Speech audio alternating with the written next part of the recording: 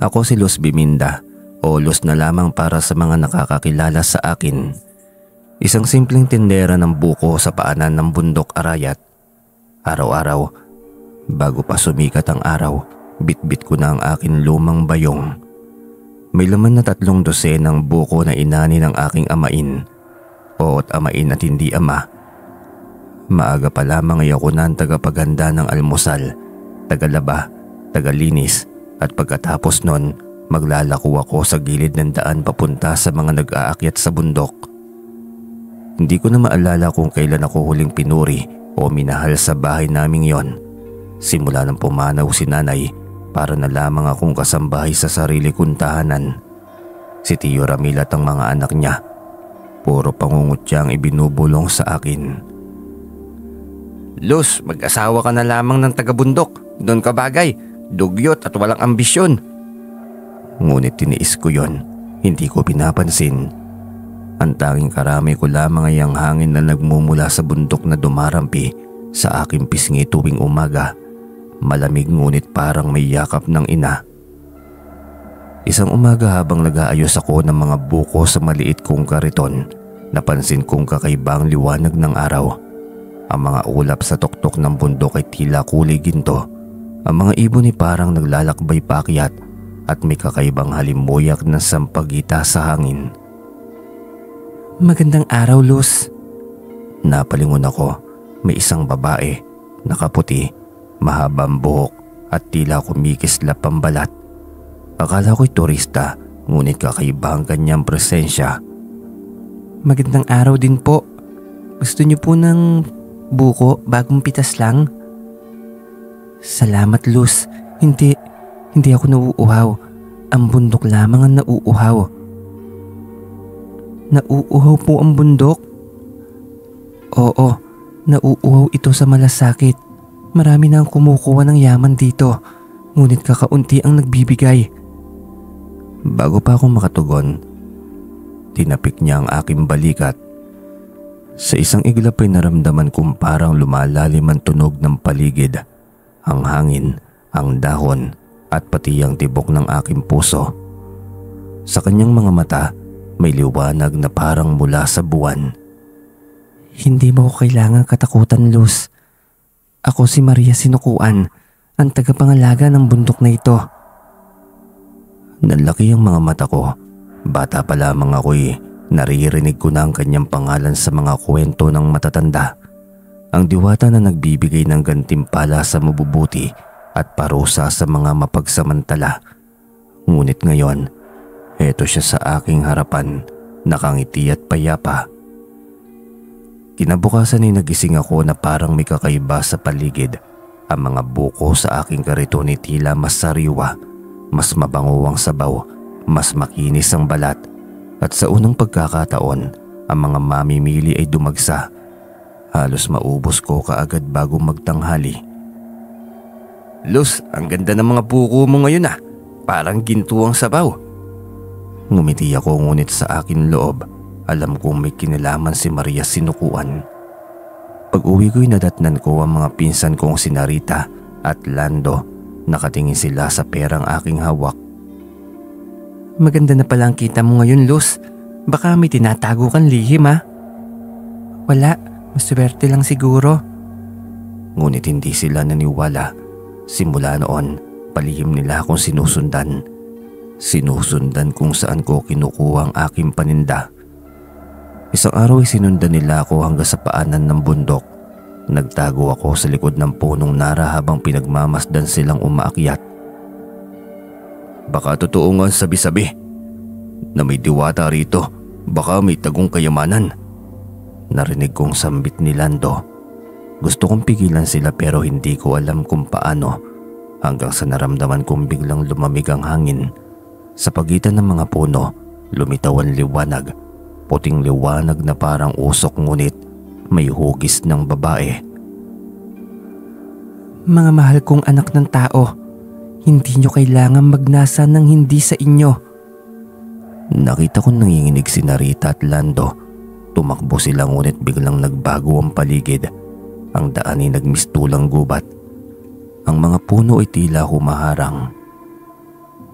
Patawad, hindi na po namin uulitin. Sigaw ni Rita, ngunit si Maria ay hindi nagalit. Lumapit siya at sa halip na parusahan itinapik lamang ang kanilang mga ulo. Hindi galit ang bundok, ngunit sana'y matutunan yung igalang ito. Nang magbalik ang liwanag, bigla na lamang silang nasa paanan na ng bundok, basa sa pawis, nanginginig. Pag-uwi nila'y tahimik sila sa pagkainan. Si Tio Ramil na laging maangas ay walang imik. Ilang araw pagkatapos nun, nagbago ang trato nila sa akin. Si Rita, tinutulungan akong magbalat ng buko. Si Lando naman ay siya'y nag-aayos ng kariton. Pasensya na Luz, hindi namin alam na totoo pala siya. Ngumiti lamang ako. Basta importante natuto tayo. Lumipas ang mga linggo at napansin kong mas dumarami ang bumibisita sa bundok. Mga naghahanap ng tanawin, pahinga o dasal. Tuwing umaga bago ako magbenta, pumupunta ako sa isang maliit na bahagi ng gubat kung saan unang nagpakita si Maria Sinukuan. Salamat po, hindi lang sa tulong kundi sa pagtuturo. Minsan ay naririnig kong mahihinang tawa niya sa hangin. Tandaan mo Luz, ang kabundukan ay parang puso. Kapag inaalagaan mo, babalik ang biyaya. Mula noon ay tinuruan ko rin ang ibang tindera at kabataan na magtanim ng puno sa paligid nun. Dati ay nilalayuan nila ako at tinatawanan pa, pero nang makita nilang mas marami na akong suki at mas maganda ang ani, sumunod na sila. Ang dating tindera ng buko na inaapi, ngayon ay naging tagapangalaga rin ng bundok. Katulad ng itinuro ni Maria Sinukuan, minsan may mga turista pa rin hindi marunong rumispeto, nagtatapon ng basura, pumuputol ng sanga o nag-iingay sa gitna ng kagubatan. Pero kapag nangyayari yon, may kakaibang himala. Ang hangin ay biglang lumalakas at parang may boses na umaalingaw-ngaw mula sa tuktok nito. Pangalagaan niyo ang kalikasan. Matatakot sila agad at maglilinis. Ako na may nakangiti lamang. Alam kong si Maria Sinukuan yon. Bantay, tagapagturo at kaibigan. Ngayon tuwing binubuksan ko ang buko para sa isang mamimili, palagi kong pinapaalala. Bawat patak ng sabaw na yan, biyaya yan ng bundok. Bawat biyaya, may kapalit na malasakit. At kapag tinatanong naman nila kung saan ko natutunan yon, lagi kong sinasabi, sa isang babae, isang diwata na nagpakita sa akin na ang kabutihan ay parang bundok. Matatag, tahimik, ngunit kailanman hindi mawawala. At habang nakatingala nga ako sa kabundukan, tila naririnig ko ang tinig niya, malumanay at parang hanging humahaplos. Luz, ipagpatuloy mo lamang yan. At yun nga ang ginagawa ko sa araw-araw, tindera man ng buko pero sa aking puso, ako rin ay tagapangalaga ng kabundukan, isang anak ni Maria Sinukuan. Simula nga na makilala ko siya, naging magaan ang bawat araw ko. Hindi na ako basta tindera lamang ng buko sa paanan ng bundok, isa na akong tagapangalaga, tagapamahala ng biyayang likas. Dumami ang mga suki, naging mas masigla ang kalakalan sa aming barangay, at pati ang mga umaapi na tutong tumulong. Ngunit sa bawat pag-ikot ng mundo, may bagong tukso at may bagong pagsubok. Isang hapon habang nag-aayos ako ng mga buko sa gilid ng kalsada, huminto ang isang mamahaling sasakyan, itim na kotse, makintab, parang banyaga sa lugar naming payak. Bumaba ang isang lalaking nasa edad 50, nakabarong, may mamahaling relo at amoy imported ang pabango. Magandang hapon, iha. Mukhang sariwa ang mga buko mo ah. Opo, Ginoo. Bagong pitas po mula sa bundok.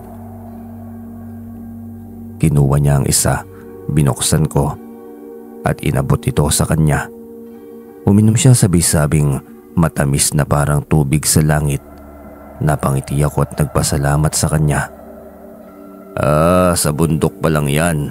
May mga lupa ba sa paligid nito? Ang ganda siguro magpatayo ng resort dito. May mga nagtatangkang bumili dati pero karamihan tinatanggihan ng mga taga rito.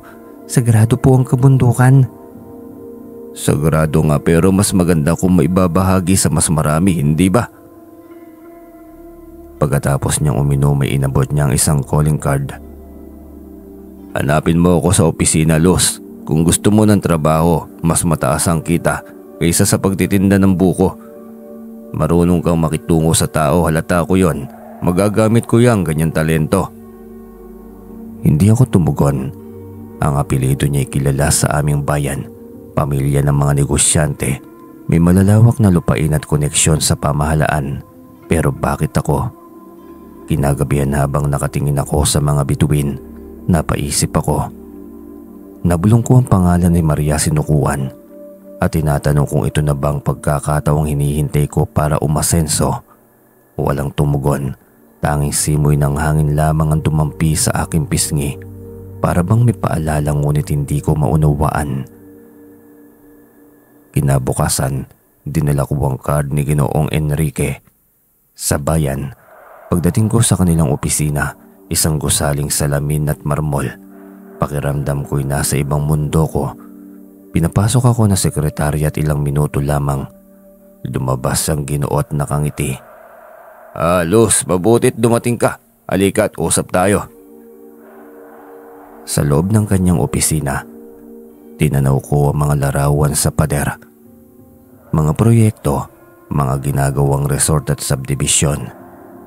Gusto kong palaguin ang turismo sa bayan pero kailangan ko ng taga ron, yung marunong sa lugar, kilala ng mga tao at may malasakit.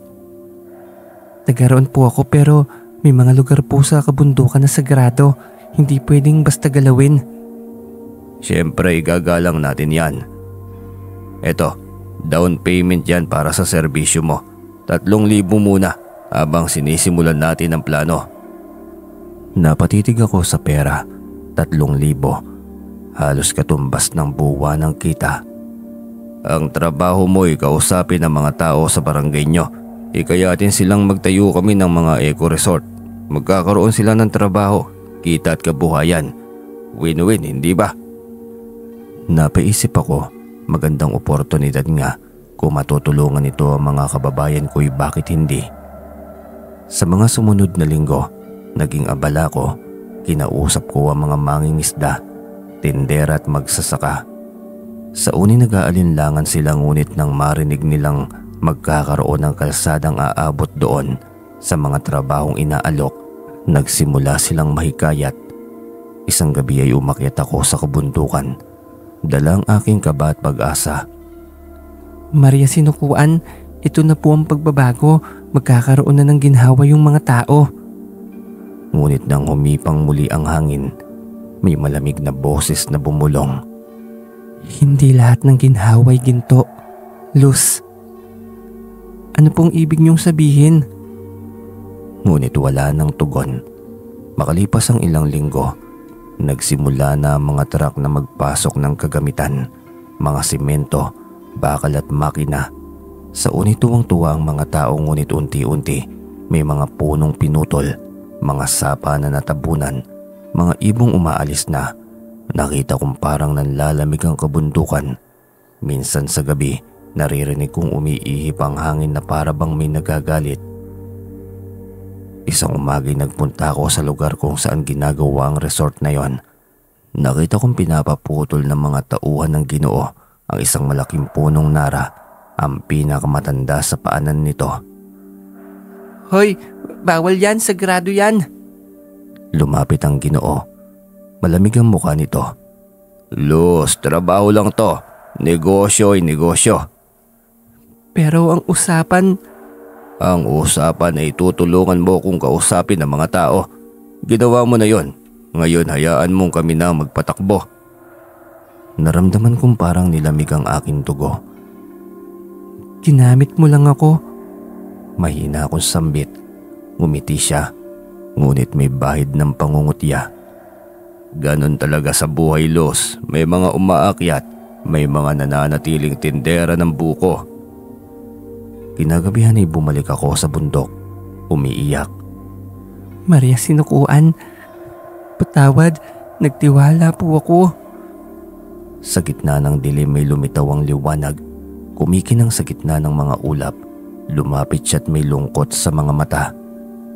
Hindi pa huli ang lahat, anak. Ngunit kailangang itama mo ang mga pagkakamali. Paano po? Malalakas sila, may pera at may kapangyarihan. Ang bundok ay may sariling lakas.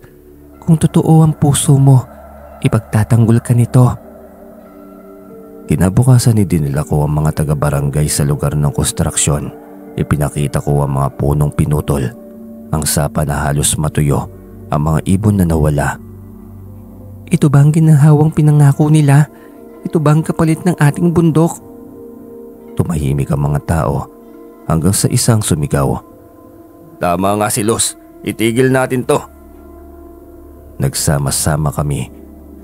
Humarap kami sa Ginoo. Sa unay tumawa lamang siya, ngunit nang biglang bumigat ang hangin at kumulog, walang ulap, ay namutla siya. Ang mga dahon ay nag-alsa, parang may humahampas na hangin.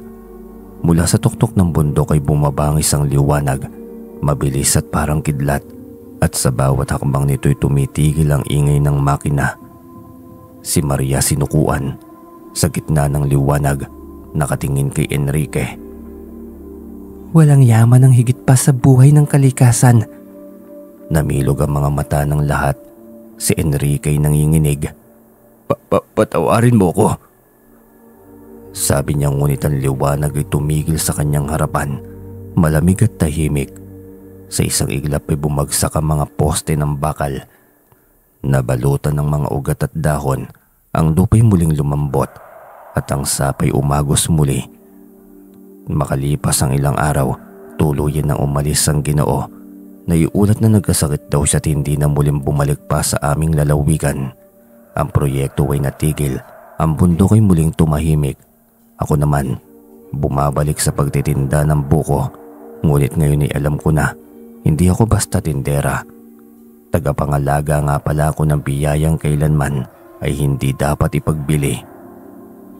Akala ko'y matapos ang lahat ng laban sa mayamang Ginoo, ang pagtatanggol ko sa bundok at ang muling katahimikan ng bayan ay magiging maayos na ang lahat. Pero hindi pala ganoon kadali. Minsan, hindi ang mga banyaga ang sumisira sa iyo kundi ang mga taong kadugo mo mismo. Makalipas ang ilang linggo, bumalik na ako sa dati kong hanap buhay. Kariton, buko, tabo at ngiti. Mga bagay na dati kong sandata laban sa gutom at lungkot.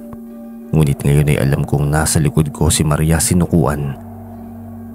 Pakiramdam ko'y may lakas akong hindi kayang gapiin ng kahit na sino. Pero sa unang araw pa lamang ng pagbabalik ko, narinig ko na ang mga bulungan.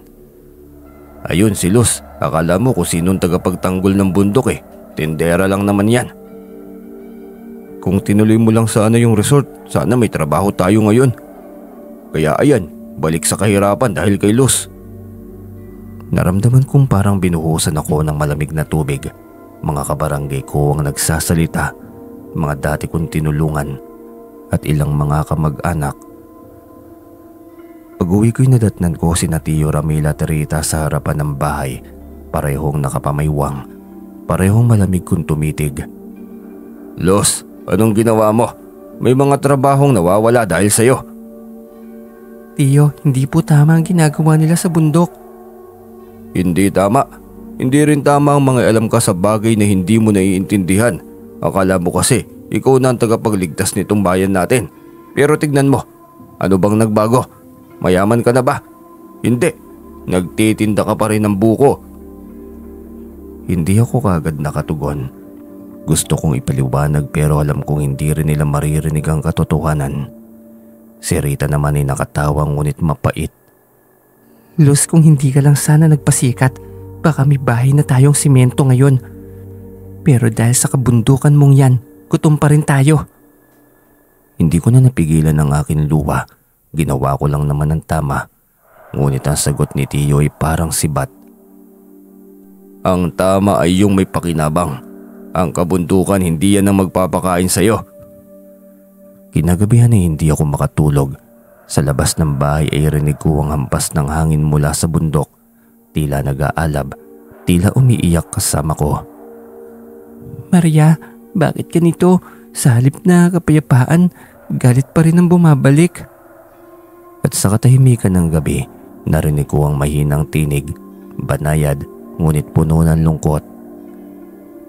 Ang kabutihan hindi laging mauunawaan, lalo na ang mga puso na sanay sa kaginawahang galing sa kasakiman. Pinilit kong ngumiti, ngunit ramdam ko ang bigat.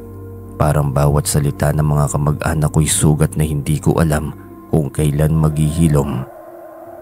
Kinabukasan ay nagbenta muli ako, ngunit kakauntian lumalapit. Ang iba'y umiiwas. May mga batang tinuturuan pa ng magulang. Huwag kang bibili dyan, Kailos. Malas yan. Nilabanan pa naman ng mga mayayaman. Masakit pero nagpatuloy ako. Isang tanghali habang nakaupo sa lilim ng puno, dumating si Lando, ang pinsan kong dati ring kasama sa bahay.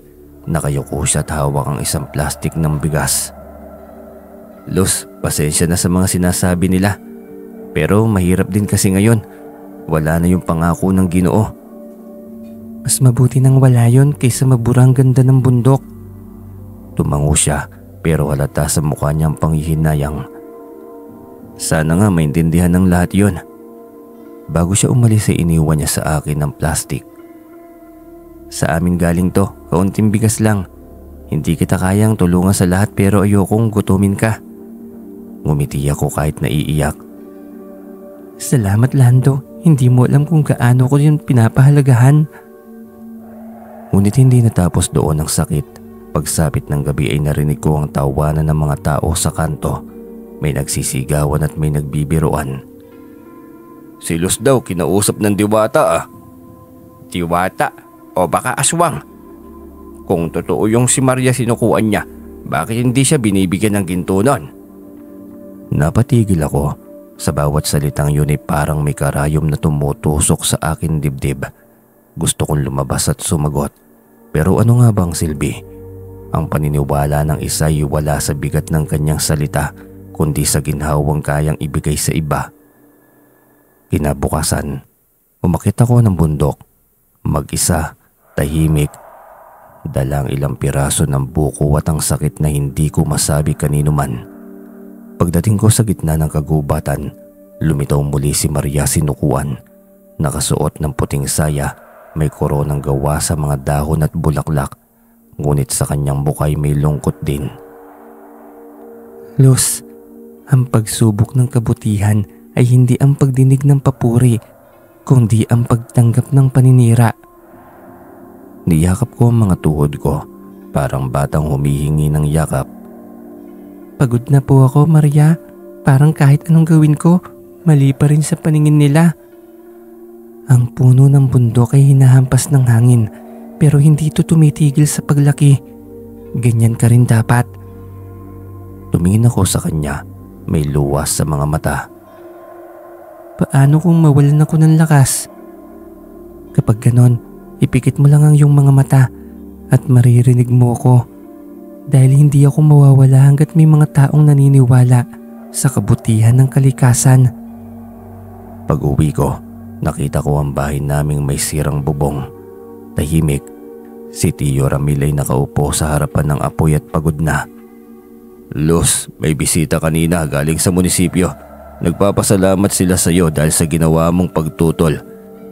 Pinoprotektahan ng gobyerno ang bahagi nito. Ginawang protected area na. Kung tutuusin, tama ka pala pero sana mapatawad mo kami. Hindi ko mapigilang mapangiti. Matagal ko na po kayong pinatawad, Tio. Ngunit kahit gano'n ay ramdam ko pa rin ang mga bakas ng mga salitang binitiwan nila noon. Mga salitang hindi basta-basta mabubura. Sa mga sumunod na araw, unti-unti akong muling tinanggap ng mga tao. Ang mga bumibili ng buko ko'y muling dumami. Ngunit sa tuwing naririnig ko ang mga bulungan ng nakaraan, parang sugat pa rin ito sa akin.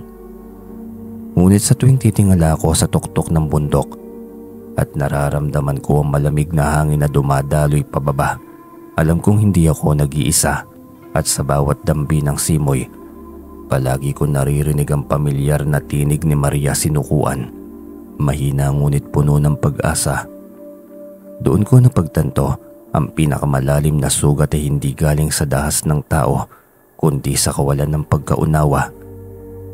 Ngunit kapag natutunan mong patawarin, iyon din ang araw na maghihilom ang bundok, pati ang puso mo. Lumipas ang ilang buwan mula nang tuluyang katahimikan ng bumalot na sa aming bundok. Mas tahimik na ngayon ang baryo. Wala nang mga trak at wala nang gulo. Ang mga tao'y tila unti-unting bumabalik sa dati. Pero ako ay nagbago na. Mas marunong na akong tumahimik. Mas marunong na akong umunawa. At higit sa lahat ay marunong na akong umasa. Hindi sa pera, hindi sa kapangyarihan kundi sa kabutihang bumabalik sa tamang oras. Isang umaga habang nag-aayos ako ng mga buko sa kariton, may lumapit na lalaking hindi ko kilala. Nakaasul na uniforme, may ngiti sa labi. "Magandang araw po, Ma'am Luz Biminda." Opo, bakit po? "Galing ako sa PCSO. Kayo po ang nanalo sa Lotto Draw kagabi." Ako? "Opo, may nanalo ng 38 million at kayo yon." Hindi ako nakapagsalita. Ang kamay ko'y nanginig habang inaabot ang papel na hawak niya. Totoo nga, ang numerong tinayaan ko ilang araw ang nakalipas ay ang mga numerong napili ko mula sa mga petsa ng mahalagang pangyayari sa aking buhay ay yun ang tumama. Hindi ako makapaniwala, parang panaginip. Pag-uwi ko'y halos mabitawan ko ang bayong kong puno ng buko. Sa unang pagkakataon ay nakita ko nagkakagulo sa harapan ng bahay. Naroon si Tio Ramil, si Rita at si Lando. Lahat ay nakatingin sa akin tila ba naguguluhan. Luz, totoo ba yung narinig namin? Oo, nanalo ako. Tumahimik sila sandali hanggang sa biglang tumulo ang luha ni Rita. Luz, patawad sa lahat ng mga sinabi namin sa iyo noon na. "Anak, mali kami. Akala namin kahirapan lang ang sukatan ng tama at mali. Pero ngayon, nakita naming may gantimpala pala sa kabutihan." Hindi ko po hinintay to, Tio, pero siguro ito ang paraan ng langit para sabihin sa atin na may tamang panahon para sa lahat. Kinagabihan ay umakyat ako sa bundok dala ang isang kandila at basket ng prutas. Gusto kong magpasalamat habang naglalakad ako sa ilalim ng mga punong muling sumigla. Naramdaman ko ang malamig na simoy ng hangin na pamilyar na naman sa akin. Mula sa mga sugat, isinilang ang ginhawa. Maria Sinukuan? Sa harap ko'y muling lumitaw ang kanyang liwanag, banayad, marikit at payapa. Hindi ko po alam kung bakit ako pinagpala ng ganito. Marami pong mas nangangailangan kaysa sa akin. Hindi kayamanan ng gantimpala, Luz, kundi pagkakataon upang gamitin mo ito sa tama. Gagawin ko po, hindi ko po ito sasayangin. At tinupad ko nga ang aking pangako. Hindi ko ginamit ang pera para lamang yumaman. Sa halip ay nagpatayo ako ng malinis na poso sa baryo. Isang maliit na tindahan para sa mga kabataan at paaralan sa paanan nito. Lahat ng tindera, mangingisda at magsasaka na dati nilalayuan ako, ngayon ay katuwang ko na sa mga proyekto. At ang mga dating mapanlait kong kamag-anak, sila ngayon ang pinangako ang tumulong. Si Rita, siyang nangasiwa sa kantina ng paaralan. Si Lando, siyang nagbabantay ng lupang itinataniman namin ng bagong puno. Si Tio Ramil, naging tagapayo ng barangay. Araw-araw, nakikita kong lumalapit sa akin, tahimik at nag-aalok ng tulong. Isang gabi, habang nakaupo kami sa bahay, sa harapan ng bahay ay nagsalita si Tio. "Luz, alam mo, kung hindi dahil sa'yo baka matagal nang patay ang bundok natin. At ngayon dahil sa'yo nabubuhay muli ang mga tao rito." Hindi lang dahil sa akin, Tio, dahil sa ating lahat at sa mga itinuro sa atin ni Maria Sinukuan. Tahimik kami sandali habang nakatingin sa bundok na kumikislap sa ilalim ng buwan. Parang may mga bituin na bumababa sa mga dahon at sa malayo naririnig ko ang mahinang tawa, banayad at pamilyar na parang hangin. Paglipas ng mga buwan, tinawag ako ng munisipyo, iginawad ang parangal. Habang tinatanggap ko ang plaque ay napatingin ako sa mga taong dati ay nagdududa sa akin. Lahat sila'y nakangiti, may mga matang puno ng paggalang hindi awa. At sa sandaling yon, napaluwa ako.